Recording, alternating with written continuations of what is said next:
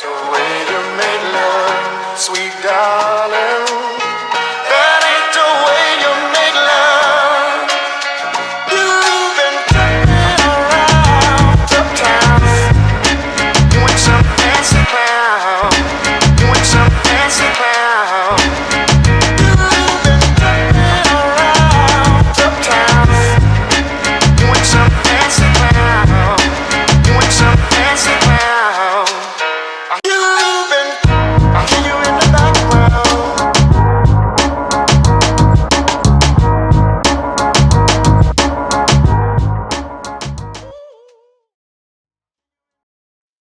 One of the unusual things about this group is that each guy in the group can lead.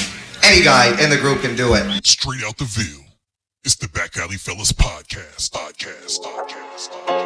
said we could never make it. They said Billy got it bumping.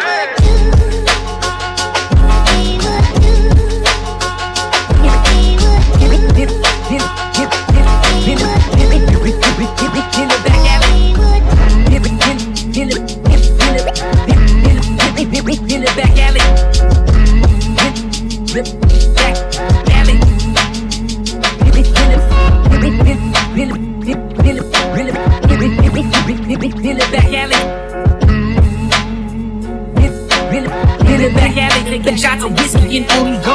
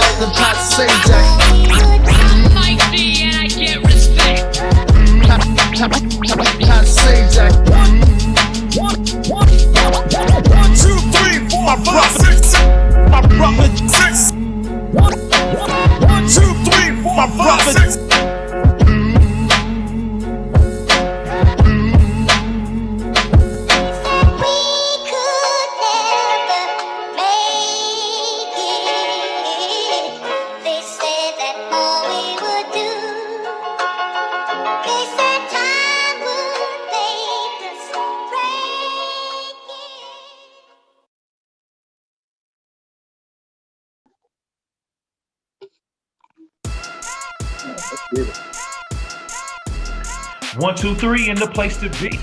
I'm your host, Mike D. I'm with my brother Six, Big Pat. You know where we at. We back with you. One time for your mind. Yo, welcome to the Back Alley Fella podcast. 2/3 standby. Louisville, what's going on? Big Pat, how you doing, brother? Perfect.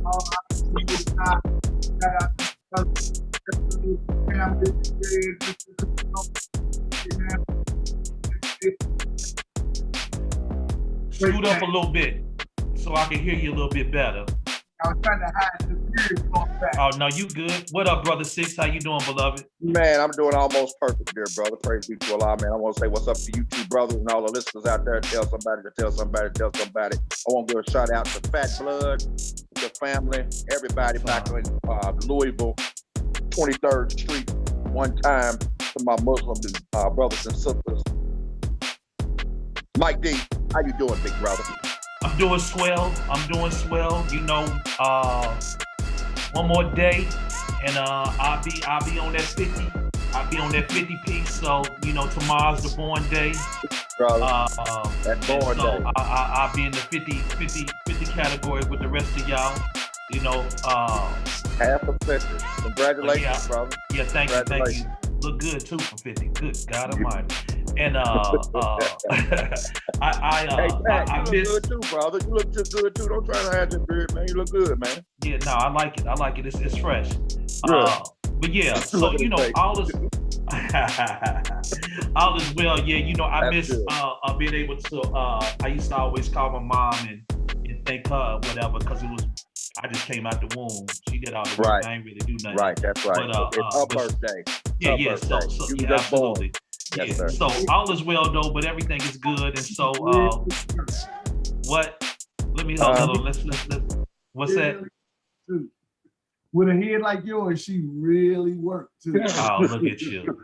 You know what I'm saying? Did we just talk about, hurting people's feelings and things of that nature? Did we just talk about bullying? Yeah, you know what I mean? And there you go.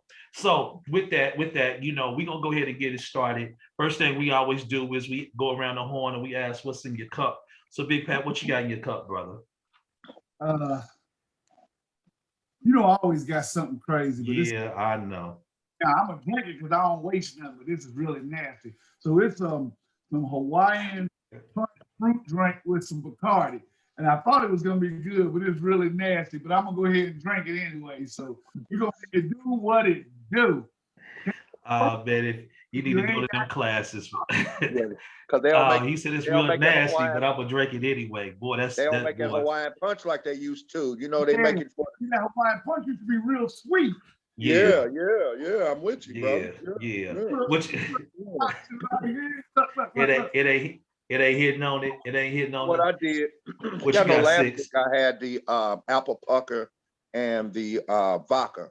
This week I'm trying the Jack Daniels and the apple pucker together, and it's actually pretty good when it's got ice on it. The ice doesn't melt and gone away. Just regular Jack Daniels. Just a regular Jack Daniels. They got the apple jack, but we didn't have the apple jack, so I mixed it. It's cold with it. Let me take a sip. And he put apple pucker. So yep. So I'm gonna keep it funky. All I got is tea today, bro. I just got tea. It ain't Granny's tea? Nah, it ain't Granny's tea, man. I'm actually considering at some point, man, just giving up alcohol altogether. But, Me too. We all on the same page. No, I ain't giving it up. Hey, Pat. Right. I said I've considered it, but that ain't, I'm just considering it, man. I'm just considering. That's what's up. It's a thought. With that being said, let's go out and kick it off, Pat. You know what we do, and let's get it started, bro. If you out there, you watching, you listening, whatever you drinking, let's go ahead and put these cups up and let's do this toast. Bottles, glasses, cups that are plastic. Alleyways backwards. Perfection takes practice. Friendship turn kinship. 2/3 of the street dynastic. Brotherhood from the neighborhood. This podcast is going to be a classic. A divine state of mind. Our movement subline on the rocks, brother. Give me something strong. A mixer, a slice of lime. Put your drink up. Now let's link up. It's number love in this atmosphere. Peace, salutations, brothers and sisters, the fellas. We in here. Cheers. Cheers. Yeah, that's nasty. Why don't you send me a little of that apple? Hey, I'm telling you need it. I got something left for you too. He said that's nasty. You probably, if you had some simple syrup, you could have poured it in there. That's what I got in here too. I got some of that simple syrup. Man, it's good. Thomas, it's good, man. I got some simple syrup with some alcohol and that Jack Daniels. Hey, y'all got everybody that's watching and listening. Y'all got. We got guests. Yo, we got guests. Hey, what's up? Hey, baby. No, listen. That's my little niece. We don't cut nothing because we on the porch. This is the porch. Hey, baby. Let's see what we got. Hey. There she is. That's it. So you know what I've been hearing in the back alley today? What you been hearing? I've been hearing I'm gonna let Mike, did you come up with how we're gonna frame this out? I'm just thinking we out cities that Black people thrive in, and to go a little deeper, why those particular cities versus others? I like that. Now let me tell you why I brought that to you, brothers. My wife and I, we were having a conversation, right? And so it came about a post. I don't know if you saw the post on social media where there's a mall, I think in Stonecrest, Georgia, where they actually, I think it's called like a Black Wall Street, where they made this mall, and it's not like a flea market type of thing. This is where they have, they have stores and different things in there that's Black owned. And so, so in our thing in Indy, we have a Black Indy dollar that my wife and I, we follow. And you know, anytime people want a business, like, hey, I'm looking for a caterer, I'm looking for this for this, or I'm looking to Oh, yeah, get real. yeah. You Okay. could go on there and people be like, I'll try this, or my business Right. is this, and so forth and so. So we follow Black Indie Dollar, and it's real cool. But somebody had brought that up and was like, why can't we do it here? And no, and shout out to Katina Washington. I know her. I know her husband. Her husband was my staff sergeant. He was my squad leader in the military, and she's done big things, man. She has a thing called She Event. I told y'all about it. If you ever in the Indianapolis area, some of y'all that's viewing may know about the She Event. It's a huge thing. She brought it out the mud. So now they have a store in downtown Circle City Mall. And there's another brother by the name of Kevin Stewart, I think Studdard, that's doing something in Washington Square Mall. But so somebody was making a comment like, yeah, but that's not the same as what they're doing, and it's different. And then we started having a conversation that her and her girlfriend was having about why is it that in Indy we can't support. So my barber goes back and forth from time to time to Houston, Texas, and he's thinking about moving there. My one of my best friends, the guy that was the best man at my wedding, he moved from Austin, Texas to Houston, and they both said the same thing, bruh. When you down here, Black people support each other like no other. And the question was, Mike, I mean, cut you off. The question was, why aren't there more Black people supporting Black people in Indianapolis? Well, it was the frame of why is it that certain cities are considered places for Blacks to thrive and others are not. So then I went to go look at the population. And what I found was a little surprising. So these were 2019 statistics, but it said that I didn't use the surrounding areas. I added that up later, but just Indianapolis and Atlanta in 2019, ATL had 248,709 African Americans in the city. Indianapolis had 250,615. You see what I'm saying? So we had a couple of thousand more than ATL. Now, if you add some of those surrounding, like East Point, you know, Decatur, whatever, it takes them up to 297,000. And then when you add some of our surrounding counties, we go up to 269. So they jump. But the point being, and then I looked at, you know, Houston, population-wise, Columbus, Indy, Louisville, Cincinnati, Charlotte, Washington, D.C., Philly. But I'm looking at the numbers and I'm saying, well, wait a minute. If we're just as comparable size-wise with the African-American community, why is it that people talk about ATL and they can support Black businesses like supporting a multi-million-dollar business, but in Indy, we like, I don't think they would support that. So that was the rationale behind it. Now, where you brothers is taking it as well is a good thing. But I'm hoping I'm making sense with the conversation of why those cities. I'm not mad at the cities, but why those cities and why not where we're at or places like myself I can speak. You know what I mean? I thought about this for a few minutes, and in my mind, I don't think that it has anything to do with color, Black or white, that race. I think those places do have large, like even Indianapolis has a large African American or American of African descent or Black. Yes, sir. So, but I think it's more so, if I can frame this into words, I think it's more so the laws. The laws? The reason The laws? Hear me out, though. Check me out. Okay. I think that the laws and the policies and procedures for businesses are a lot more easily accessed in some of those places, and they have a high number of Blacks that live there, so they're able to get into business. So then, because you have so many Black businesses, and there's more for people to do than in some of these other places. Like, let's compare Indy to, let's say, Atlanta, or let's say Charlotte. It's closer to me as Charlotte. In Charlotte, to start a business is maybe not as difficult to start one in Indy.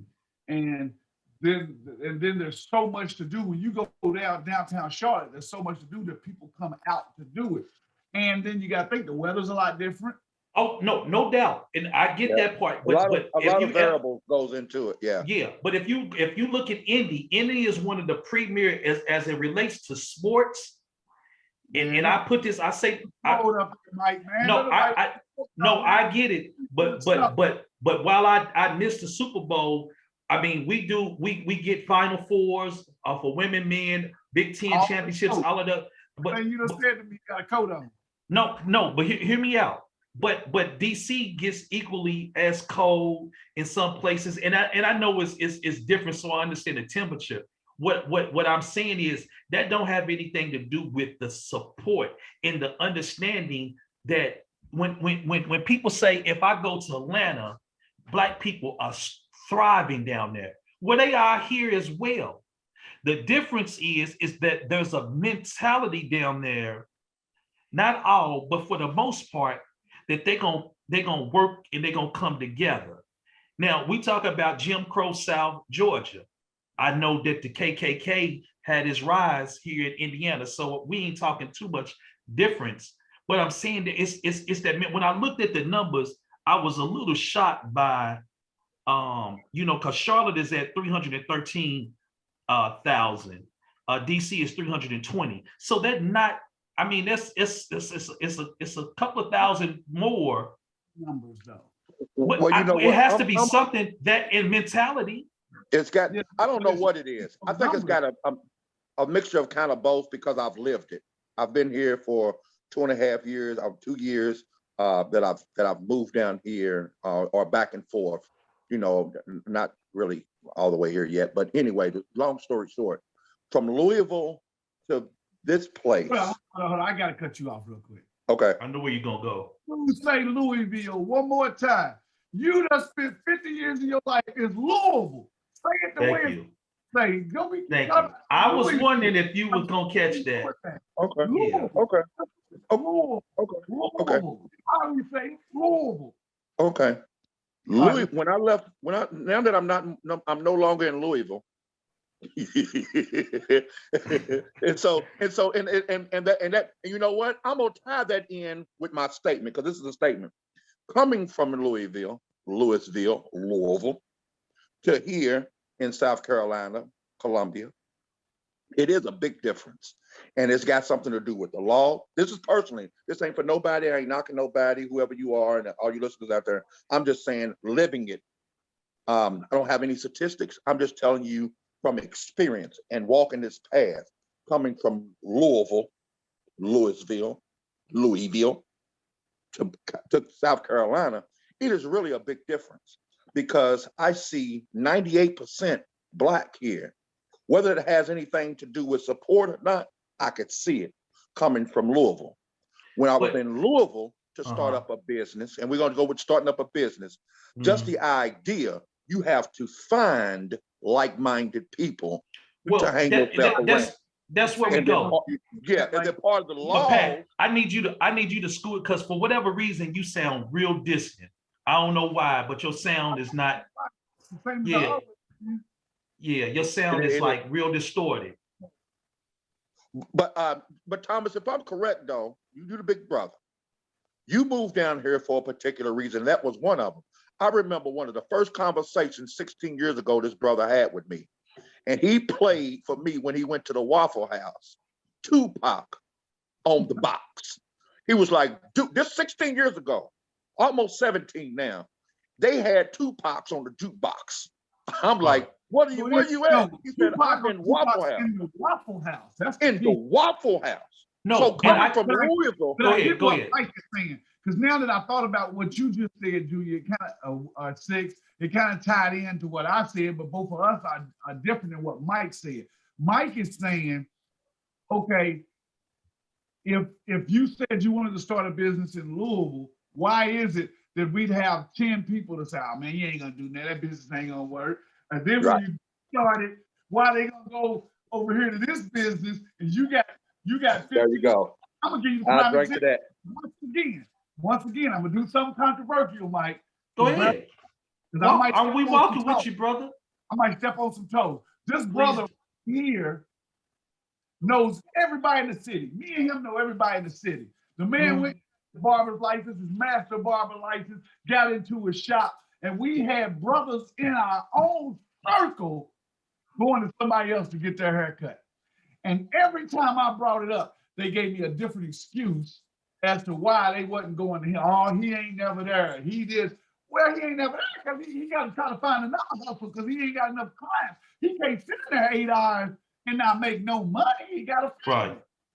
So, but we had brothers, I'm talking about brothers in our own, I'm talking about our own circle. I'm talking about that we love was going to somebody else and somebody right here in our circle. Now, I will tell you, my actions are bigger than my words. Yeah. When I came in town, Mike, where did I go, Junior? Yeah, came to me. I came to him for him to cut my hair. Brother Mark. So what Mike was saying is, but somewhere like Atlanta, Columbia. But check this out. Before you go, Pat, I want to give you this because y'all went to Columbia and that's beautiful. But check this out. Columbia population 2019 for African Americans, I did that. I looked this up, was 47,503 Black people, however you want to describe it. In Louisville, it's 148,239. That's the so you double that in Louisville. But what you telling me is that it's different in Columbia, South Carolina. And all I'm asking is the simple question. Why? Why is That's that? Now do y'all feel where I'm going?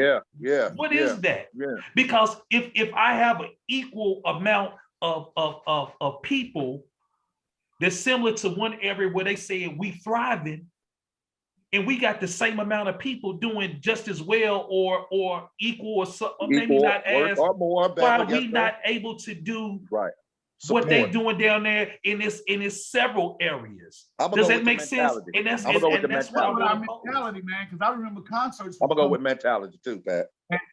And the last minute, the artists have to cancel because they didn't have enough pre-order ticket sales. Yeah. Where when I got down here, the tickets go on sale an hour later. They saying they sold out, adding extra shows. I got one better than that, Mike.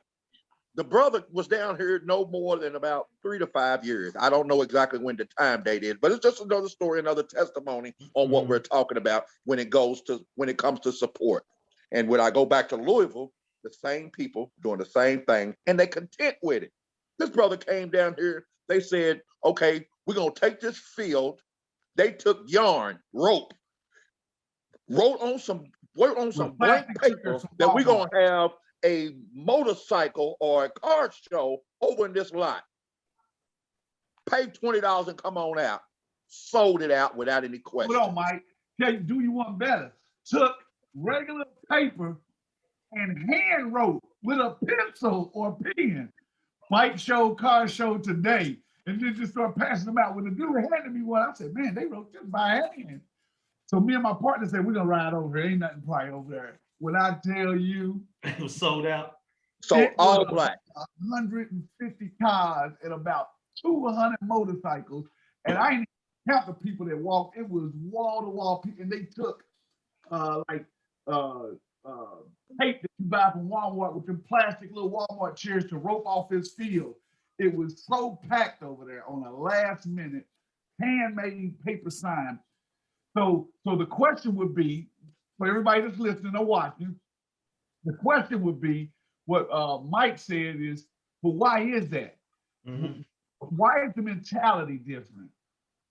That's where I'm trying to go. And I don't know, and I don't have the answers.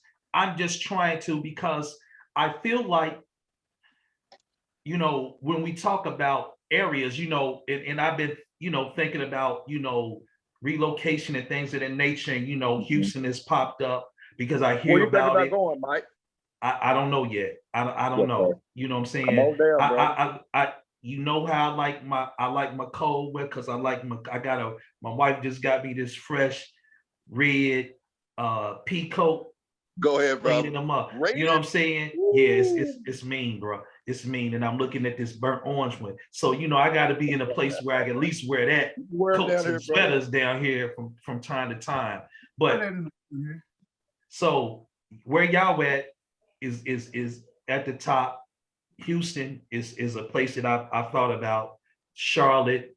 I've heard that Nashville is an area, not that I'm really keen about that, but I've heard that that's an area that is starting to thrive for African Americans. But when y'all gave those names of those areas, and I could always go back to DC. It's a high cost of living, DC, but somewhere in that Washington, area, I love that area. Miami. But- What about Miami, Mike? Nah, I can't I'm go not- to Miami. I'm not going to Miami. I get killed. Yeah, I'm straight. I'm straight. Yeah, I'm good. Yeah, I'm good. No, for I no think we all will reason. agree on that I'm just good. I've lived down in West Palm Beach. I'm straight. Understand I don't that need being that. said, I don't need that kind of hot weather. No, You know what I'm saying? I'm good. But Yeah. I just don't I'm trying to figure that because and I had a friend of mine. I wish, I don't know. Actually, Jimmy's wife was the one that was talking to my wife, and she okay. owns some businesses, and her family owns some stuff down in North Carolina. They got cattle and things of that nature, so they've been doing that for a while. Some truck and stuff that she has as well. But she was talking about the difference between the Black Chamber of Commerce or whatever here compared to in areas down south, in certain areas, how they Alabama, Mississippi. how they don't necessarily, the stuff that they do really doesn't support opening of businesses or the collaboration of multi-million-dollar things. And so it's kind of like what you said, Pat. You can go down to South Carolina where you're not from, and you can open up, get your P&J's Turkey and More. You could do several different things, and y'all could do. You got the Black Cigar thing down there. You got different things that are supported, and I know a lot of it has to do with perhaps being close to a military installation and how the mentality of Blacks that are in the military and how they do those things. Oh, yeah. But Yeah. you got double the population in Louisville, just double the population of Blacks. And we didn't even count the surrounding areas. And we know trying to get that mentality is damn near It's hard. impossible. Let me ask you brothers this. I'm gonna throw this in there along with the support, the military, all those other things. I'm gonna throw this on top of it.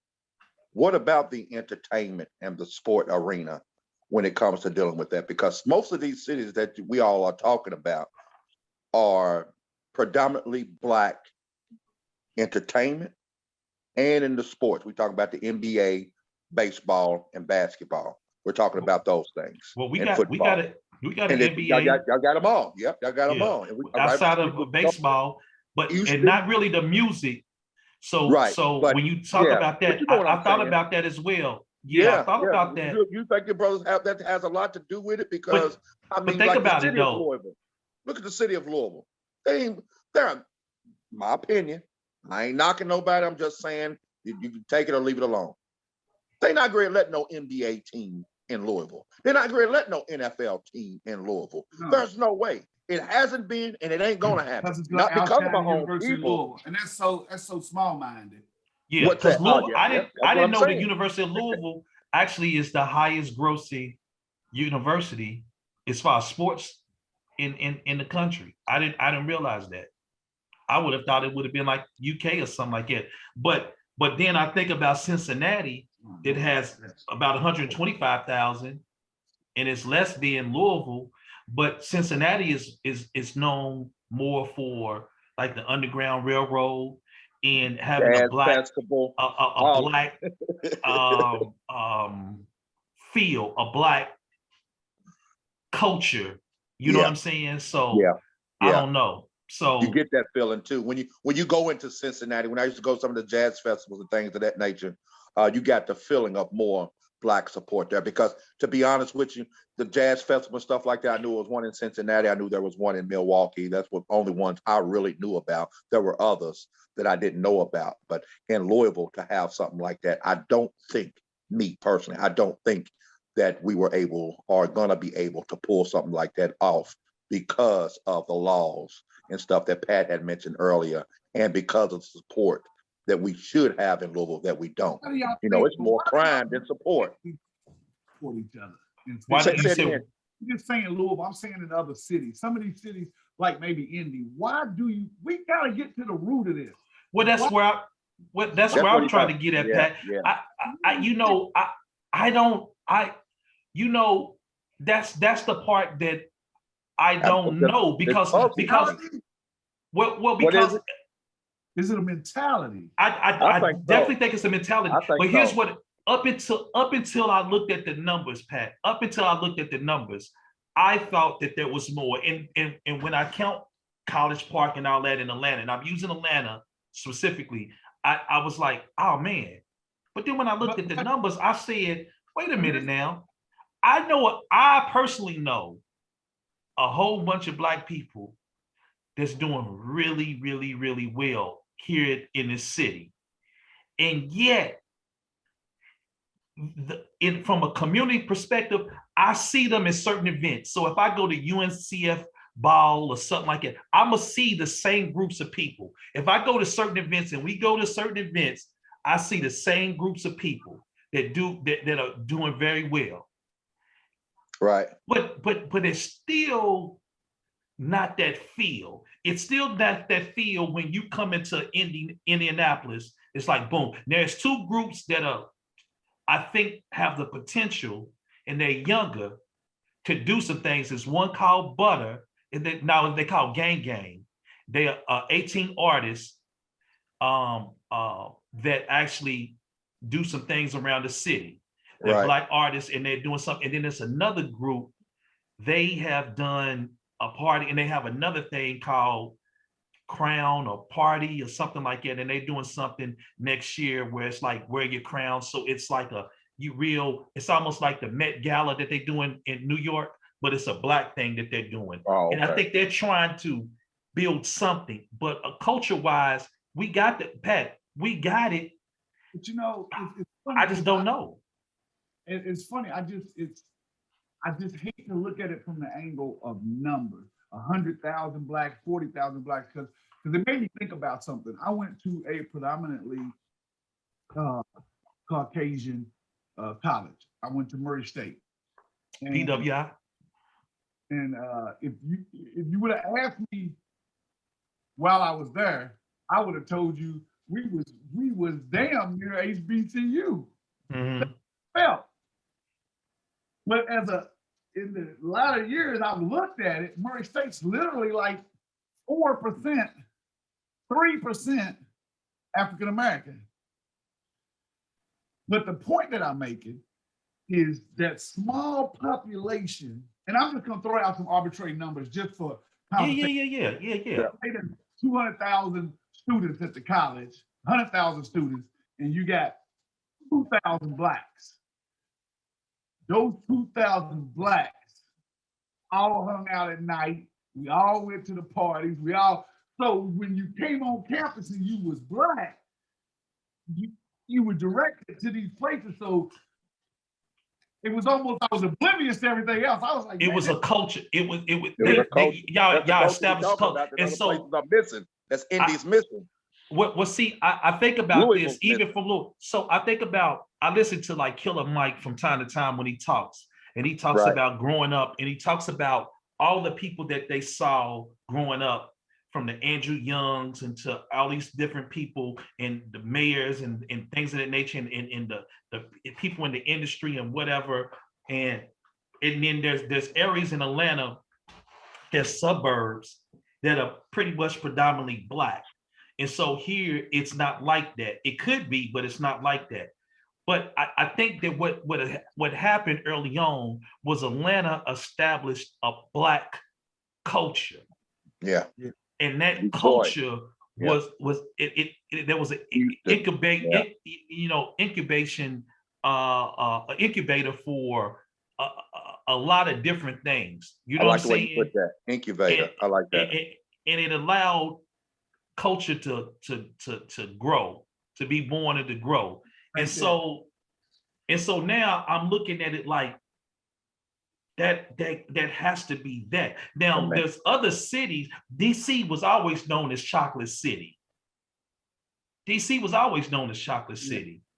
Houston, I mean, just by pure numbers or whatever, and I'm not familiar with it, but you know, with Scarface and all of those things and the music and what they do down there, from what I'm understanding is that it's always been that support. It's always been that thing. So it's a culture. Whereas like you were talking about in Louisville, we had like when you think about Muhammad Ali and certain things, I think that you know, Daryl Griffith, all of these different things, we never, for whatever reason, we never was able to develop a culture that surrounded that and said, no matter what, we protecting that with our lives. Like, this is our thing. And we don't give a damn what nobody, and I think almost Derby, and you see what they did to Derby. Right. You see what they did to Derby. That was the start of a revolution. As Derby and how we used to, like, y'all got Derby over Churchill Downs. Right. But Broadway up to Shawnee Park and up whatever, that was us. That was ours. You know what it come to. We never had a chance to cultivate that into businesses and you know, whatever else. Product of your environment. Doing that. What's that? It wasn't even a lot of balance and stuff down there. It wasn't. Not when we was doing it. See, that's what I meant by. We didn't have time. Yeah, we did. That's what I meant by what I was just mentioning about a product of our environment. We were fine until we integrate. I don't want to go here because it's a whole nother. No, but y'all know what I'm talking about. When that came in, that just, I mean, you got somebody in office. I'm gonna say this, and I don't give a damn. We got somebody in office that's been in there over 50 years, and you mean to tell me, Louisville, that you ain't? Come on, man. That's the law part I'm talking about. I'm on Pat's side with that because I think for Louisville, that's got everything. They running that. But we the got a person chance. talking about, he lost the vote. He lost Lexington and Louisville. It's the county. That's what Mike is talking about with all the other. Yeah, that's a whole nother subject. Yeah, because they get their own way. I'm just simply talking about, like you were saying, Pat.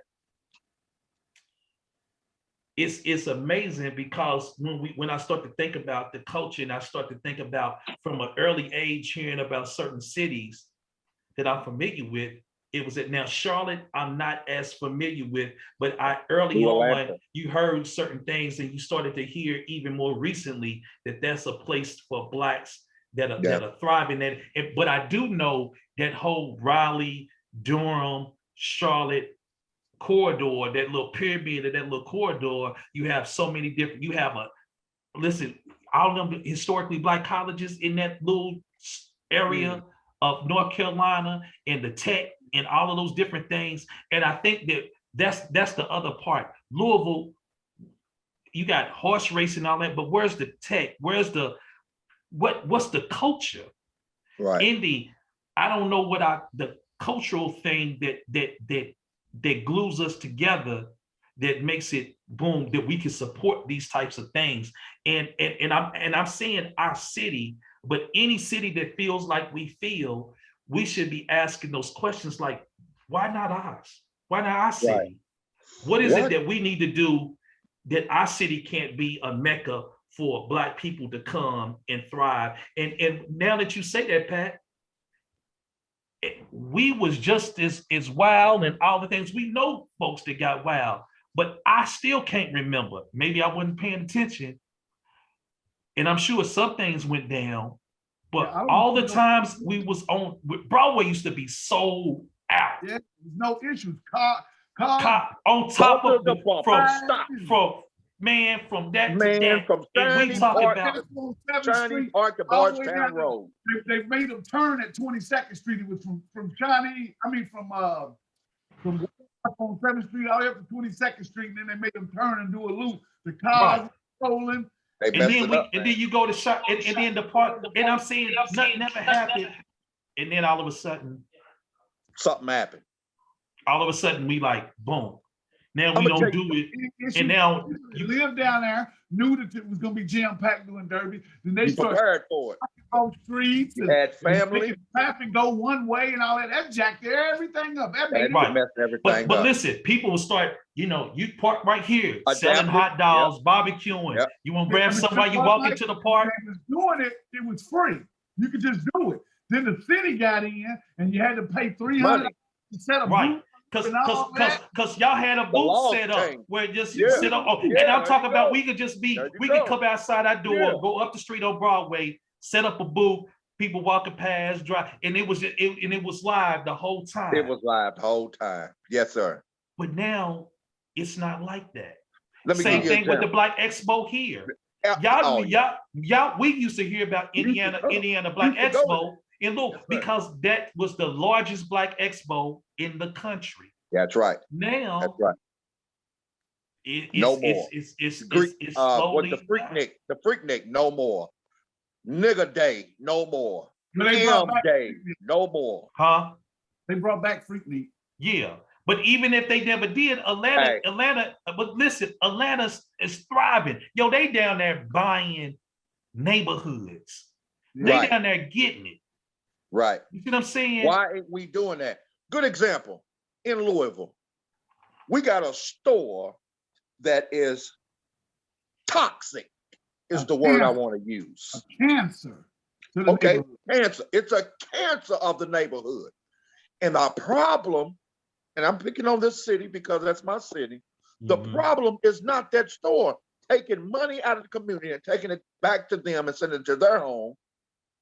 They have the citizens of the community won't oust them out. They want them to stay talking about that we need them. They helping us. Yet and still you ain't got a job. Yet and still your community so how at do that we particular spot is getting murders and killing. Start changing the culture in some of these. Our Well, own people. so I don't, Pat, I'm gonna be honest, I'm not quite sure. I feel like, we all gotta have some internal conversations with family and our close knit friends that are able to do. But what I think has to happen, and my wife and I, we talked about this. I think that there's these two dichotomies that go on within the Black community. There you go, Pat. It was stupid. We need to have a little bell. Bing, bing, bing. Now, But there's two. There's two dichotomies that's going on. Pull it up. You have I'm gonna say middle to upper class Blacks or whatever. You have working class to below the poverty level Blacks or whatever, and I'm gonna call it the grassroots. And we're not always on the same page. Sometimes we're going in opposite directions, like two fault lines.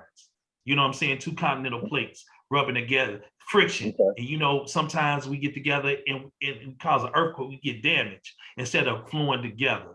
Right. And I think that there's a lot of heart, a lot of passion, a lot of energy at the grassroots level. I think that there's passion in all those things as well. But I think that those that have at a certain level they have resources, they have a certain experiences and education level, they have opportunities to provide certain things. And I think that it has to come at that level that we start to do something. Like, if you think about it, when at our height, we all lived in some of the same neighborhoods, and it could be a Black suburb, but down it would be down the street would be your working poor class, but we all, you went to the doctor, your doctor, and y'all all went to the same churches or whatever, or y'all saw one another, and you built a culture that people wanted to come back. So now, if I get it, I don't want to stay on the east side. I'm moving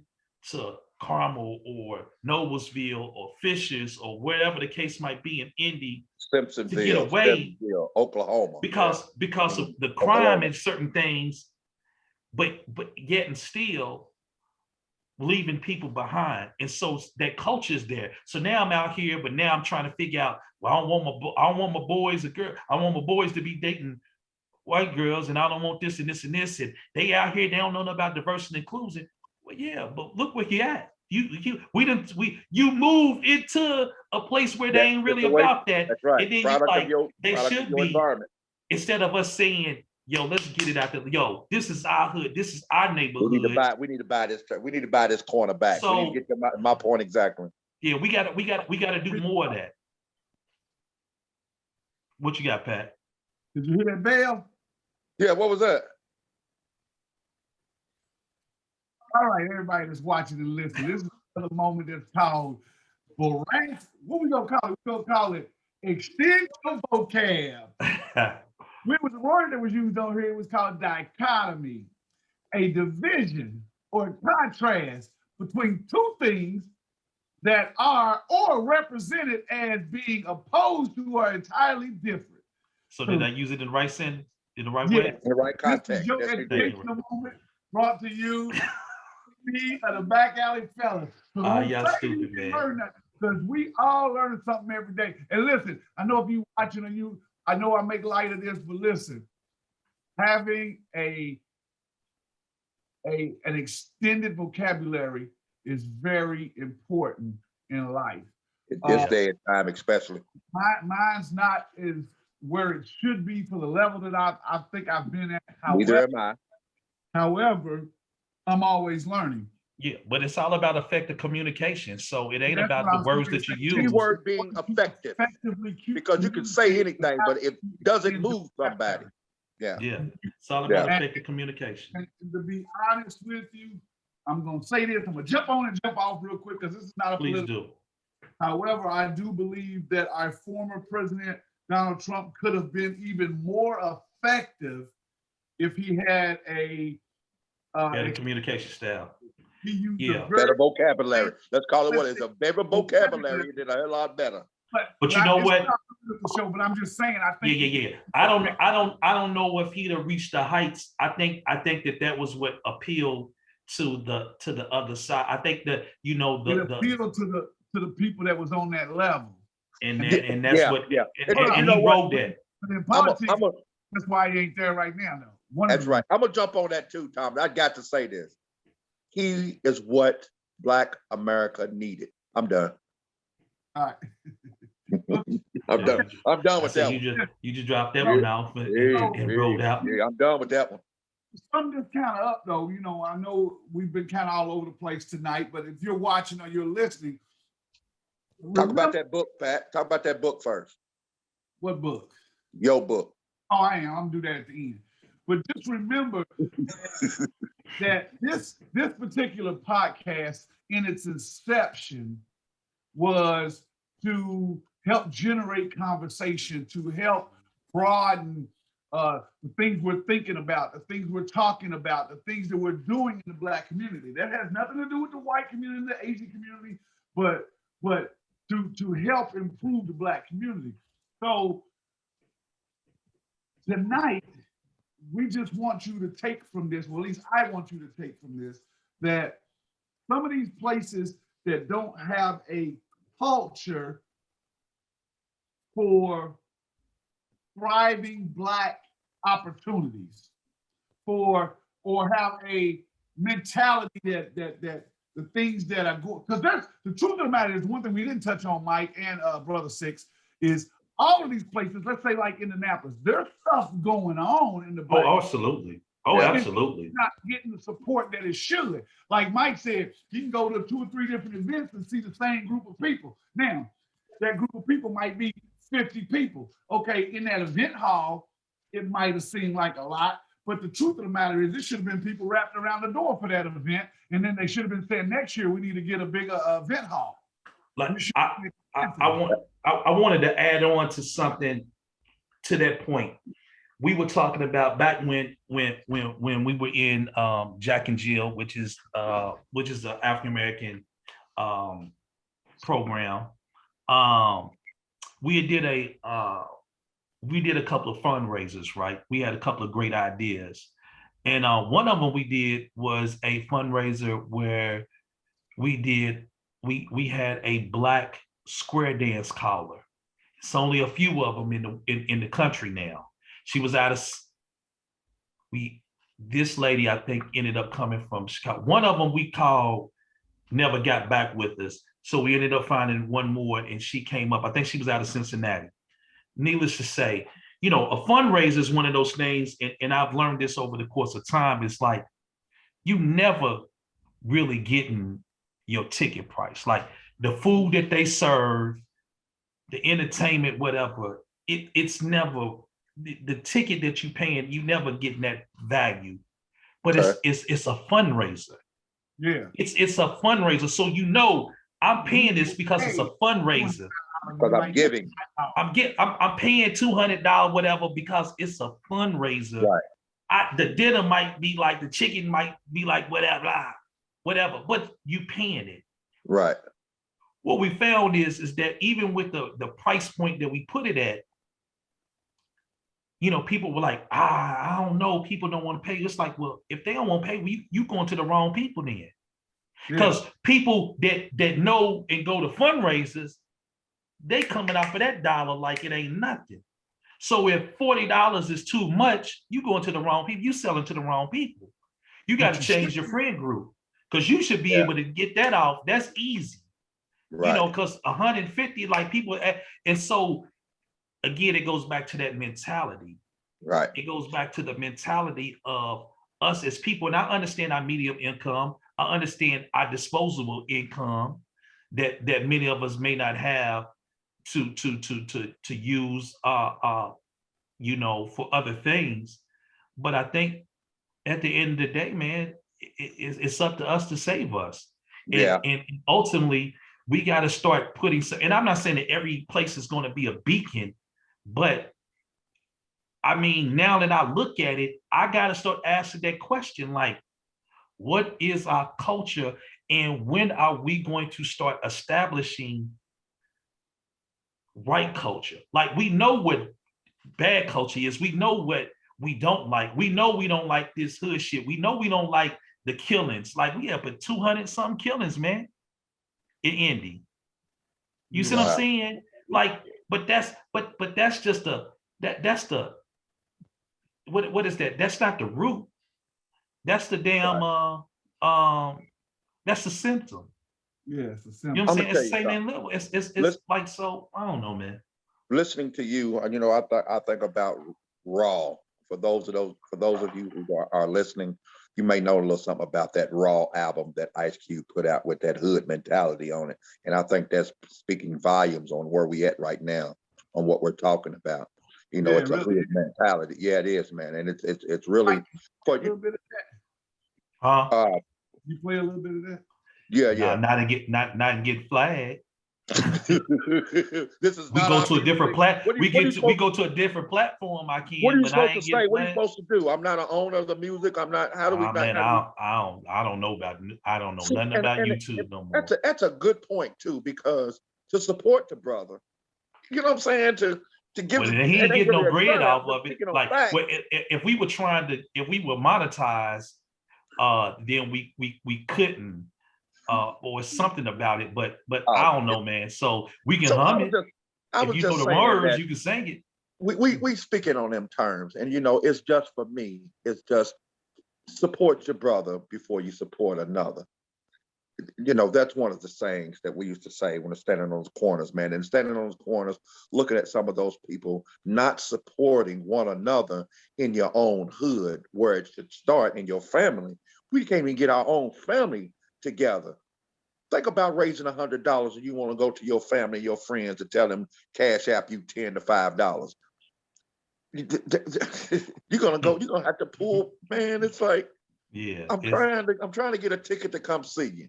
Send me $5 on my cash app so I can buy a ticket. How many excuses? Man, it's just What Yeah. do we do, brothers? It is very It's disappointing. I'm not even it's gonna say hard. I'm just gonna say disappointing because we it's- deal with it. We deal with it every day, but it's it's a difficult to that task point, ahead, man. Yeah, man. I don't know, brother. So work got to be done. Yeah. So we'll figure it out. But like you said, Pat, we just, I don't know if we're going to close it out or if we just closed it out, Yeah, we based just on, did. based on we I think we did. just did, brother. Yeah. But, again, we're not saying we got all the answers. We just on the porch, man. It's porch That's talk. it. You know what I'm saying? I think that's what we're going to start calling this. It's porch talk, man. We just sitting on the porch, man. We just having a conversation, and we hope that y'all had that conversation and start posing it and really start posing it to some people and making Right. people uncomfortable. I'm doing some D&I training these past couple of days, and we've been talking about being uncomfortable. And we know that that's the only way that you grow. Spot. Yeah. The only way you grow is when you get out your comfort zone. So we got to That's start right. making people uncomfortable, and it is what it is. Yes, sir. And before we get off here, Oh, yeah. Mike, Yep, give me yeah. There we go. all right. Can you see it? Not No, yet. Can't see it. Now it's coming up. Yep, got it. All right. So as we move forward in the coming months, there will be a book out that's called Defeating the Internal Pandemic, written by myself. The foreword is written by my brother Mike D. Basically, it's a way for us to learn to love ourselves a little more, because it just gives you some tips. It's not the end all answer, but it gives you some tips and some methods to learn to improve yourself, to love yourself. And then finally, it gives you some tips to deal with stress. Stress is rampant in our community, whether it's from work, family, situations going on everywhere. It is running rampant. So it gives you some tips on dealing with stress. No, for sure. What you got right there? It'll be in all the bookstores, Books A Million, Amazon, everywhere. Right on. Look forward to getting it. Look forward to getting it. If you're in the city, go ahead and check us out. There it What is. city is that? There it is, South Carolina, Columbia, Blythewood. Come on down and see us. We got it TJ's cracking right there. check Yes, him out. sir. And I can tell you, I've eaten the food, and it is delicious. It's a tasty treat. And I'm Yeah, wearing tasty it. treat. I'm wearing it. I'm wearing it. Yeah. And you So gonna with take us that- on out, Mike D? Yeah, as we go, the time is now, Yes, and the sir. week is new, The week is new. and you'll have more You have more podcasts for you. And podcasts. you'll have things You'll you have want to things talk about. you want to talk about. We'll